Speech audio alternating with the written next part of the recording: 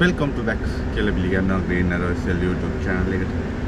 ඉතින් අද කතා කරන්න බලාපොරොත්තු වෙන්නේ සාමාන්‍යයෙන් main panel එකක voltage drop එකක් වුණාම අපි ampere range එක බලා ගන්න ඕන වුණාම සාමාන්‍යයෙන් කලින් නම් කරේ අපේ සේවකයෙක් එමත් නැත්නම් අපි ගිහිල්ලා පැය 24ක් 48ක් වගේ කාල ප්‍රමාණයක් අපේ අදාළ අවුට්ලට් එකේ මේන් සප්ලයි එක ඒ කියන්නේ CB එකෙන් එන මේන් සප්ලයි එක අපි චෙක් කරනවා විනාඩි 15න් 15ට.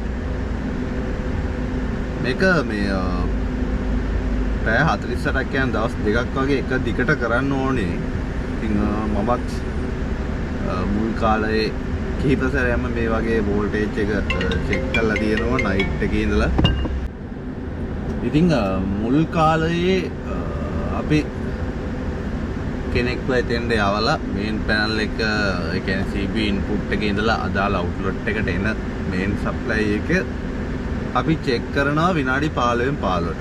මේක එක දිගටම පැය 24ක් පැය 48ක් වගේ කාල ප්‍රමාණයක් විනාඩි 15න් 15ට ඇම්පියර් ප්‍රමාණයයි අපිට CB ඉන්පුට් එකෙන් ලැබෙන වෝල්ටේජ් ප්‍රමාණයයි චෙක් කරනවා මේ සාමාන්‍යයෙන් මේකේ වෙනසක් සිද්ධ වෙනවද කියන කාරණාව. ඔයාලා දැක්කලා තියෙන සුපර් මාකට් එකට ගියාම එළවලු ভেජිටබල් දේවල් භාවිතා කරන නැත්නම් විකිණීම සඳහා වෙනම ප්‍රාක්‍යක් සම්බන්ධ කරලා තියෙනවා. ඉතින් මේ වගේ ටෙම්පරේචර් එක අඩු කරලා තියාගන්නට ඕනේ මේ එළවලු පළතුරු නරක් වෙනවා නිසා. ඊට අමතරව ඔයාලා දැකලා ඇති ඒ කෙලින්ම හා ඒ සමානව චීස් බටර් ඊට පස්සේ බීම වර්ග ඊට පස්සේ යෝගට් පටලප්පම් වගේ අපි කැමට ගන්න ආහාර ද්‍රව්‍ය රඳවලා තියාගන්නට වෙනම සෙල්විං කවුන්ටර්ස් පාවිච්චි කරනවා. ඉතින් මෙන්න මේ වගේ ටෙම්පරේචර් එක වෙනස් වෙනවා. මේවා සාමාන්‍යයෙන් ක්‍රියාත්මක වෙන්නේ වෝල්ට් 400ක වෝල්ටීයතාවයකින් තමයි මේ දේවල් ක්‍රියාත්මක වෙන්නේ. ඉතින් මෙතනදී මේ වෝල්ටේජ් එකේ ප්‍රශ්නයක් සිද්ධ වුණොත් මේ කම්ප්‍රෙසර් ඩැමේජ් වීමක් හෝ හයි වෝල්ටේජ් යාමක් සිද්ධ වෙන්නට පුළුවනි. ඒ නිසා අපි මේ විදිහට වෝල්ටේජ් එක චෙක් කරනවා. ඉතින් මම අද මේ කාරණාව කතා කරන්නට හේතුව කලින් අපි කරේ කෙනෙක්ව ධම්මලා නැත්නම් අපි ගිහිල්ලා පැය 24ක් හෝ 48ක් කාල ප්‍රමාණයක් පැය භාගෙන් භාගයට මේ වෝල්ටීයතාවය චෙක් කරනවා.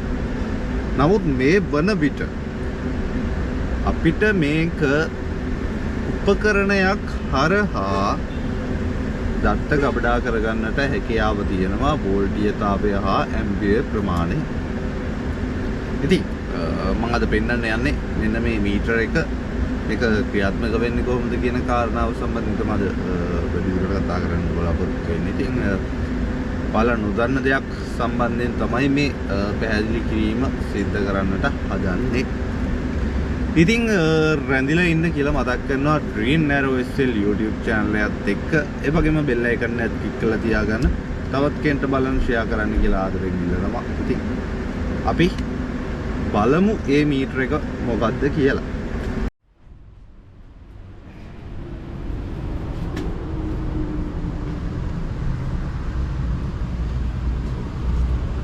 ඉතින්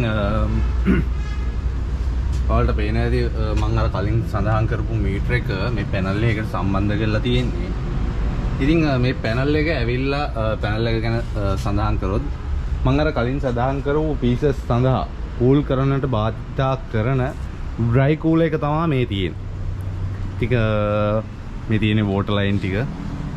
ඉතින් මේ ඩ්‍රයි කූලර් එක හරහා තමයි අපේ ඇතුළත තියෙන පීසස් ටික සිසිල් වීමට අදාළ ක්‍රියාවලිය සිද්ධ වෙන්නේ. ඉතින් මේ ක්‍රියාවලිය සිද්ධ කර ගැනීම සඳහා අපි භාවිතා කරන පවර් පැනල් එකක්. මේක ඇවිල්ලා ඔයාලට පේනවා ඇති ට්‍රිප් ස්විච් එකක් දාලා ඇම්පියර් 16 ට්‍රීපෝල් 3ක් භාවිතා කරලා තියෙනවා. මෙතන එක ට්‍රීපෝල් එකක් මේ වෝටර් මෝටර් දෙක සඳහා භාවිතා වෙනවා කන්ඩක්ටර් එක හරහා ටයිමින් වලට අනුව. අනිත් ට්‍රීපෝල් දෙක මේ ඩ්‍රයි කූලර් එකේ ෆෑන් දෙක සඳහා වෙනම භාවිතා වෙනවා. ඒ සඳහා අතන තියෙන බොක්ස් එකේ කන්ඩක්ටර් දෙකක් පාවිච්චි කරලා තියෙනවා. ඉතින් මේ මීටර එක සම්බන්ධයෙන් ඔයාලට කියනවා නම් මේ බලන්න මේ මීටර එක පවර් මීටර with clamp කියලා තමයි සඳහන් කරලා තියෙන්නේ. ඒ කියන්නේ අපිට 3 phase වෝල්ටීයතාවය මෙන්ම ලබා ගන්න ඇම්පියර් ප්‍රමාණය මේ මීටර එක හරහා දින ගණනාවක් වුණත් සති ගණනාවක් වුණත් මේ මීටර එක හරහා අපිට මේ විදිහට සම්බන්ධ කරලා දත්ත ලබා ගන්නට හැකියාව තියෙනවා. ඉතින් කලින් අපි කරා වගේ දින ගණනාවක් පැනල් එක ළඟ ඉඳලා වෝල්ටේජ් එක විනාඩි 15න් 15ට චෙක් කරන්නට අවශ්‍යතාවයක් නැහැ මේ මීටර එකක් තියෙනවා නම්.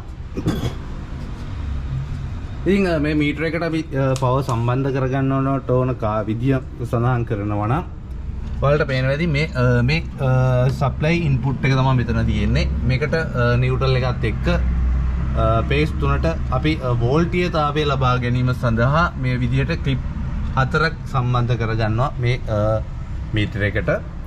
ඊට අමතරව අපි අදාළ බේස් 3 සඳහා CT කොයිල් 3ක් භාවිතා කරනවා ලබා ගන්න ඇම්පියර් ප්‍රමාණය මැන ගැනීම සඳහා.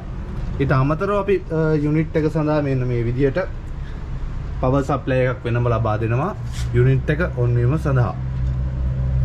ඉතින් මෙයා කිසි ප්‍රශ්නයක් නැතුව අපි සඳහන් කරන කාල වේලාව අනුව සඳහන් කරන දින ගණනාව අනුව මෙයා මෙතන ඉඳලා වෝල්ටීයතාවය හා ඇම්පියර් ප්‍රමාණය එයා මෙෂර්මන්ට් කරගන්නවා ලබා ගන්න වෝල්ටීයතාවය සහ ඇම්පියර් ප්‍රමාණය සිදුවෙන වෙනස්කම් එක්ක.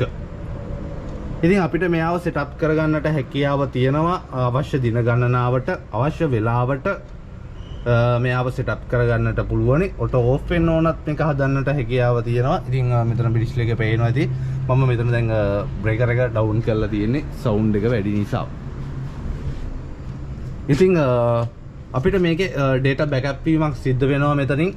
අපිට මේකෙන් මම හිතන්නේ data වෙනම අරගන්නට හැකියාව තියෙනවා. මේකේ data ප්‍රමාණය කොච්චරද කියන එක අපිට මෙහෙම setup කරලා තියලා පස්සේ අපිට අවශ්‍ය වුණොත් මේ data ලබා ගන්නට කිසි ප්‍රශ්නයක් නැතුව මේ data ටික ලබා ගන්නට හැකියාව තියෙනවා. ඉතින් normally මම on කරලා පෙන්නන්නම් මේ breaker එක meter එක වැඩ කරන විදිය. ඉතින් pump දෙක ඇල්ලුවා.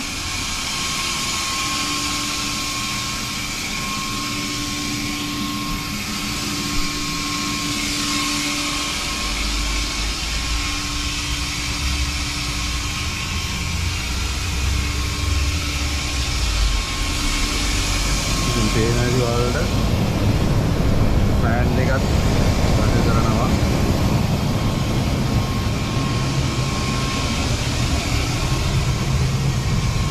එහෙනම් ඔය මීටරෙන් සිද්ධ වෙන කාරණාව තමයි මම පොඩි වීඩියෝ කෑල්ලක් ගේන්නම් ඔයාලට ඇතුලේ තියෙන පීසස් ටික බලා ගන්නට හැකියාව ලැබෙන විදිහට.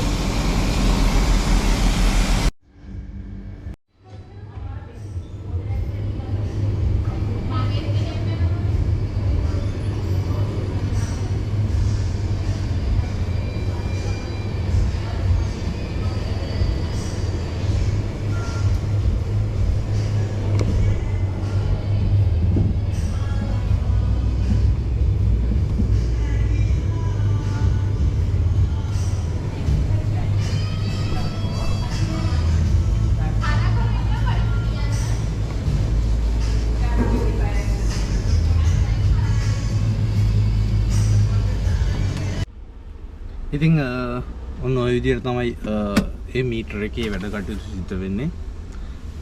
ඉතින් ඔයාලා යම් කිසි අදහසක් ගන්න නැති කියලා හිතනවා. ඉතින් නොදන්න දෙයක් ඉගෙන ගත්තා නම් තවත් කෙනෙක්ට බලන්න ෂෙයා කරන්න කියලා ආදරෙන් ඉල්ලනවා. ඉතින් මතක් කරන අපේ channel එකත් එක්ක දිගටම එකතු වෙලා ඉන්න. bell icon එක click කරලා තියාගන්න. තවත් මේ වගේ වීඩියෝ එකකින් ආයෙ හම්බ වෙමු. සුබ දවසක්.